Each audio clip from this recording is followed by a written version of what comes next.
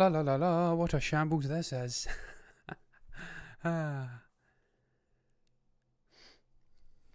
Well, hello everybody and welcome to this Tuesday's MBE Movie News. I am John Christopher Walsh back for more movie news. My dog knocked the mic over just as the show was coming in. What a start. My macros aren't working in Streamlabs OBS. What a surprise. Pile of shit that OBS is. But look, let's get right into it. You'll see the headline if you've clicked on the title. Hopefully you can hear me tonight because I know my audio wasn't working last night, which was just wondrous after speaking for nearly 40 minutes to discover you weren't even being heard during the whole show. That was great fun. But look, hopefully you can hear me tonight. I can see the indicator over there that my mic is working. And as I did say, the headline is all about The Flash, the upcoming Ezra Miller extravaganza. DC's very own multiverse of madness, if you like. Some very interesting characters being introduced into the fray. And that is primarily why I am supremely excited about this. Don't know what is going on with that catcher over there. Let's see if it's this one. It's perhaps, there we go, it was indeed.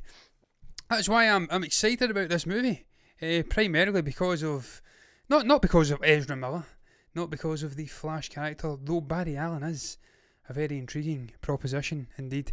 No, I'm primarily excited about this because it is much like what Marvel are giving us with Spider-Man 3 and WandaVision and Doctor Strange, and in the Multiverse of Madness we are getting an array of very interesting characters popping up, and none more so, it seems, than perhaps the villain of the piece. We have got the actual producer of the Flash movie. We've got a comment here as well. Sound all good? Nice to hear. I think that's Stephen in the comments here. I ain't getting any information on the stream, the studio sort of, whatever the hell we call it, the actual live studio on YouTube. It's not connecting, so I'm in the dark here as to who's watching me, and that's perhaps not a good or a bad thing. It's perhaps just ambivalent, somewhere in between, because it's sometimes best not to know if anybody's watching you or not. 9 times out of 10 people aren't watching me, but look, I digress.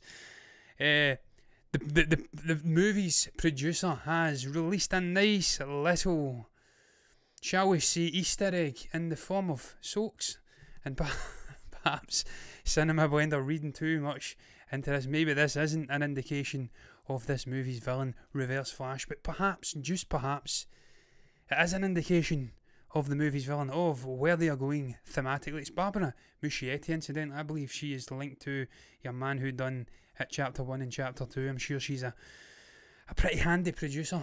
And she did this, she obviously shared on Instagram, on Twitter, I don't know what it is. I think it's Instagram, it's Insta. Two sort of pairing, or not pairing, mismatched socks. I can't even think of the word. Odd socks.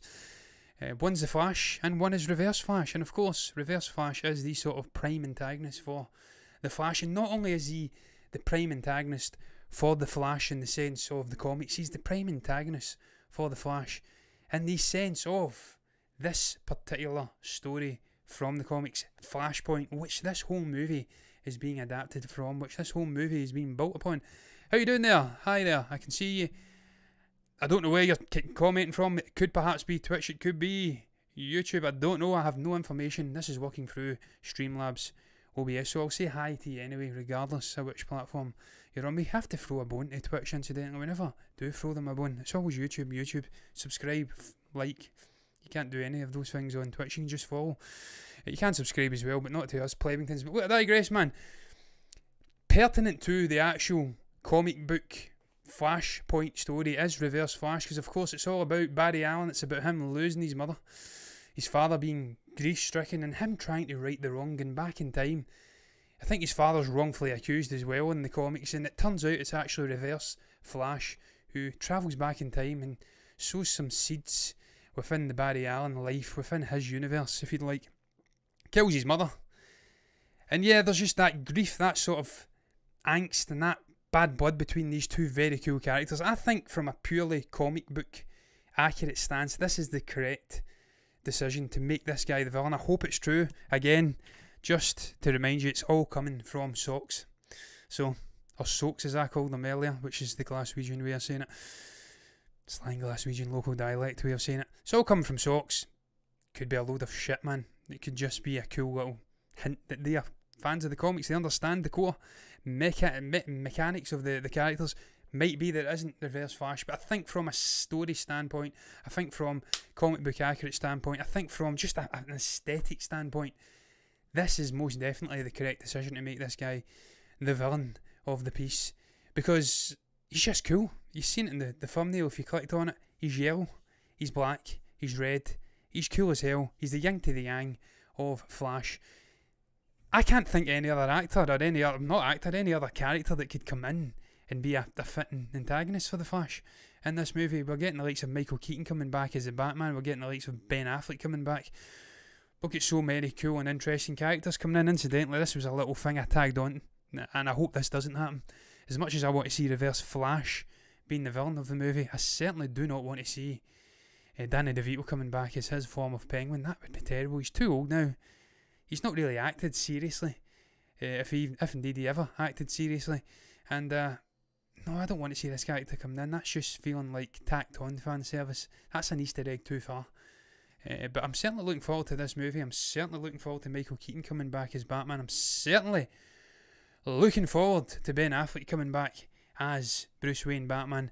And I'm looking forward to seeing if indeed Barbara Machete has flung us a nice little sleek it, is another Glaswegian phrase, Easter egg in the vein of the new villain, Reverse Flash. I don't know, time will tell. I've not even brought the graphic up. I am an absolute shambles tonight, and that's absolutely fine. But look, I'm going to take the graphic away and move on to the next topic. That headline lasted quite a bit longer than I anticipated it would last. I thought that was a sugarly peg of a headline.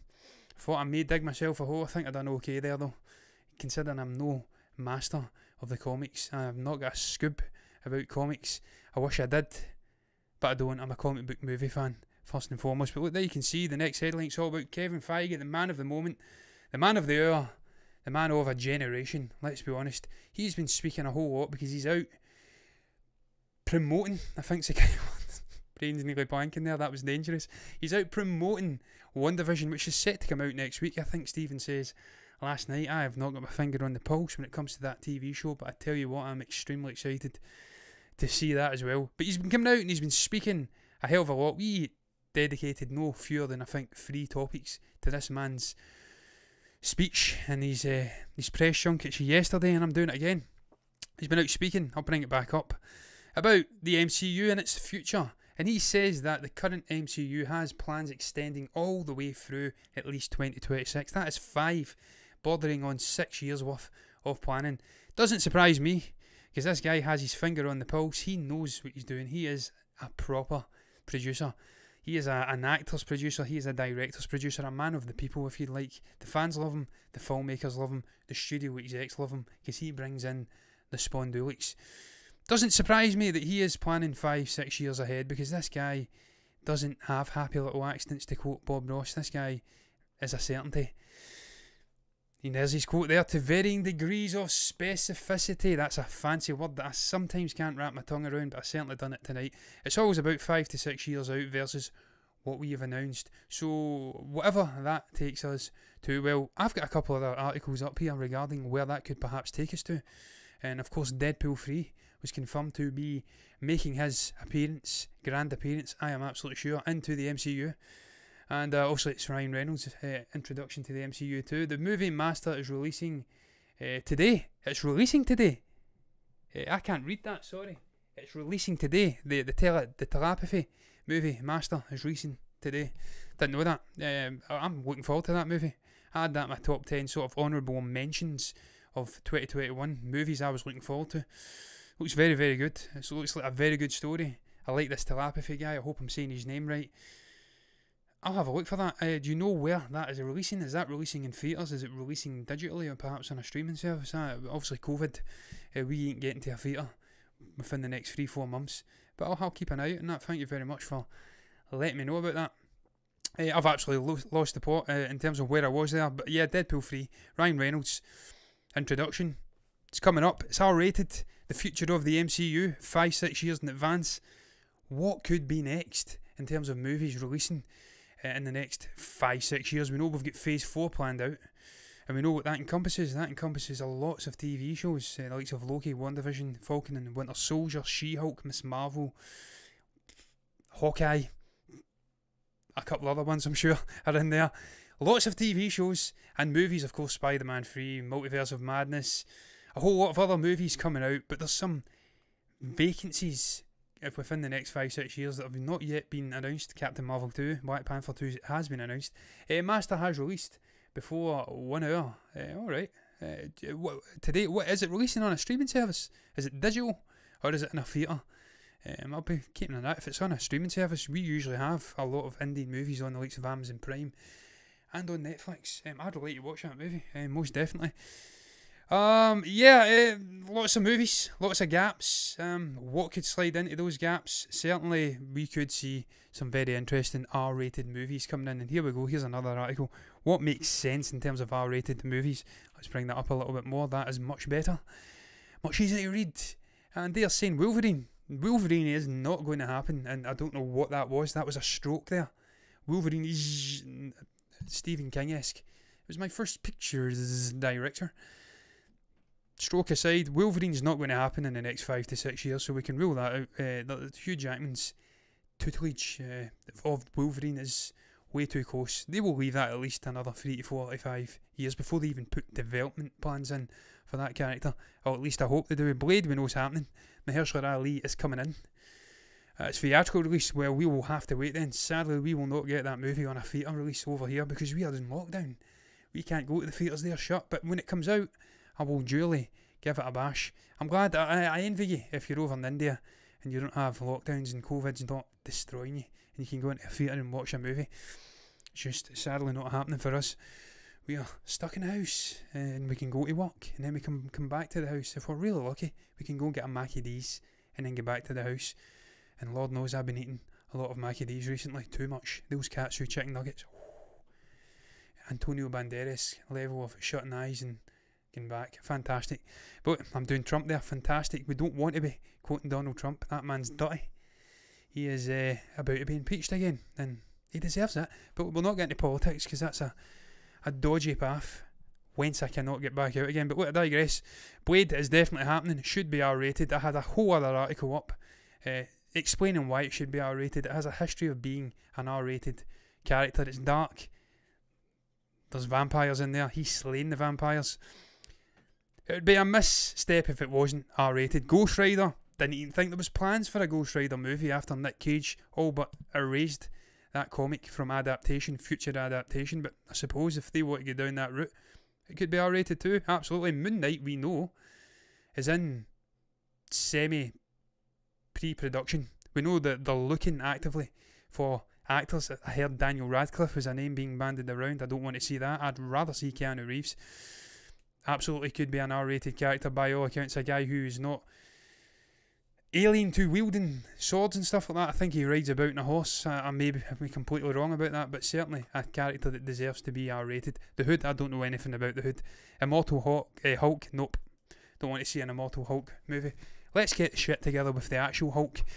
Mark Ruffalo's version of Hulk before we start doing other things. We're getting She-Hulk in there. We don't need an Immortal Hulk. That's a no-no. But where I'm going with this in a sense is that there's 5-6 years of planning to happen. Our rating has just been introduced via Deadpool. So we have a lot of scope to take things in this next 5-6 years with the MCU. And it's going to be exciting times to see where the mind of Kevin Feige takes us on that journey. Where we go in terms of characters. And just expanding this universe out, giving us different kinds of movies. He was worried about oversaturation. He says, that ain't going to happen. I'm breaking up. That is a travesty if I'm breaking up. I don't know how the hell that has happened. It shouldn't be. 2 seconds. I'll be back in just a jiff if I can get this to work.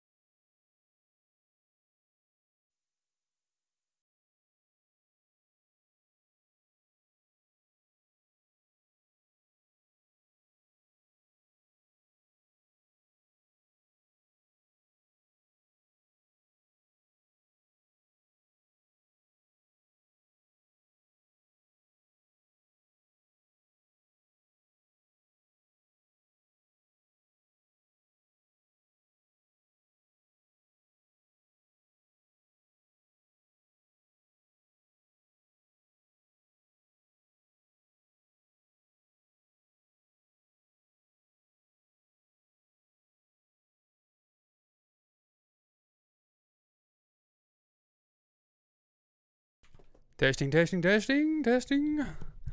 Hopefully we are back. And hopefully we have a camera. We do not have a camera. That is concerning. I'll be back again in just a minute. Camera did fall.